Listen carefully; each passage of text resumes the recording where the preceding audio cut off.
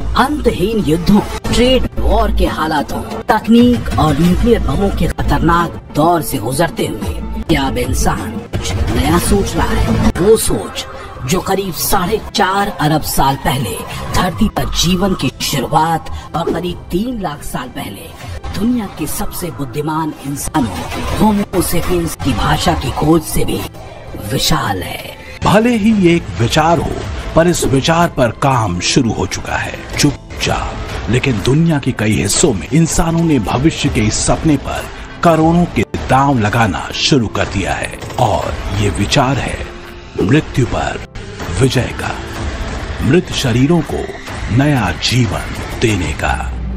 तो क्या मृत शरीरों को फिर जीवित किया जा सकता है? दुनिया में क्यों पुनर्जन्म की उम्मीद पर करोड़ों के दांव लग रहे हैं? क्या इंसान मृत्यु पर विजय पाने के नजदीक है? जर्मनी की एक कंपनी की खूब चर्चा हो रही है।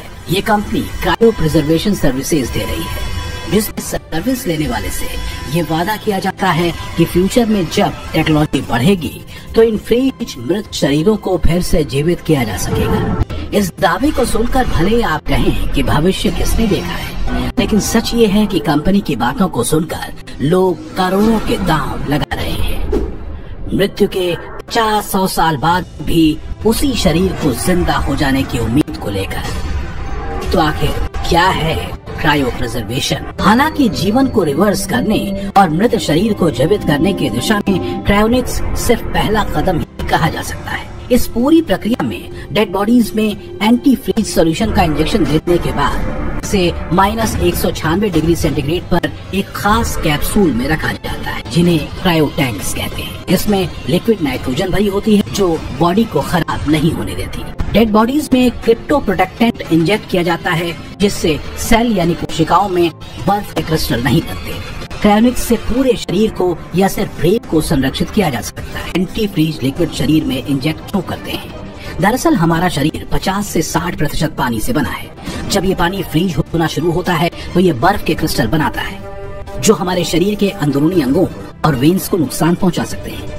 लेकिन जब किसी शरीर में क्रायो प्रोटेक्टेंट डालते हैं तो ये शरीर की सेल्स या टिश्यूज को जमने नहीं देता, और फिर ऐसा करने के बाद डेड बॉडी को सदियों तक लिक्विड नाइट्रोजन में सुरक्षित रखा जा सकता है। क्या मृत शरीर में फिर से जीवन का लौटना संभव है? हालांकि मानव सभ्यता के इतिहास से लेकर आज तक जो कुछ भी हमने हासिल किया था हजारों साल पहले, तो वो भी असंभव ही लगता था। फिर चाहे वो किडनी ट्रांसप्लांट हो, आई ट्रांसप्लांट हो, या फिर क्लोनिंग या आर्टिफिशियल इंटेलिजेंस। वेद के प्रथम मंडल के 116वें सूत्र में अश्विनी कुमारों को कहा गया है, पत्यम यो अश्विनो स्वापुर्यच्छतु पतिम दत्तम, यानी तुमने मृत पति को फिर से जीवन देकर पत्नी को सौंपा।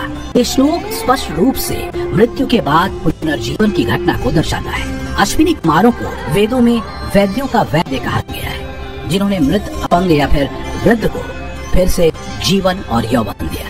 हालांकि मृत शरीर को संरक्षित करने और भविष्य में टेक्नोलॉजी के एडवांस होने पर उसे फिर से जिंदा करने को लेकर विज्ञान शंका व्यक्त करता है। मेडिकल एक्सपर्ट इस पूरे कॉन्सेप्ट को ही संदेह की नजर से देखते हैं, लेकिन विज्ञान की तरफ से इस कॉन्सेप्ट को ठुकराए और खारिज किए जाने के बाद भी मृत शरीर के जिंदा हो जाने के कॉन्सेप्ट पर कुछ लोग भरोसा कर रहे हैं।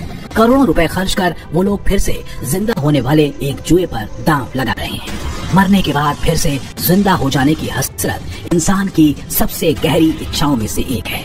दुनिया भर में एक नहीं बल्कि कई कंपनियां हैं जो दशकों पहले से मृत शरीर को फिर से जिंदा होने के सपने बेच रही हैं। इसमें 2 कंपनियां अमेरिका की हैं, एक जर्मनी की और एक रूस की। खास बात यह है कि अमेरिका और रूस के साथ ही पूरे यूरोप में अपने शरीर को प्रिजर्व कराने और फिर से जिंदा होने के सपने पर इन्वेस्टमेंट हो रहे हैं। पूरे शरीर के क्रायो प्रिजर्वेशन में 1.5 से 2.5 करोड़ का खर्च आता है, जबकि सिर्फ ब्रेन के प्रिजर्वेशन में लोग 50 से 80 लाख रुपए खर्च कर रहे हैं। जाहिर है ये शगल पूंजीपतियों का है, आम लोगों का नहीं।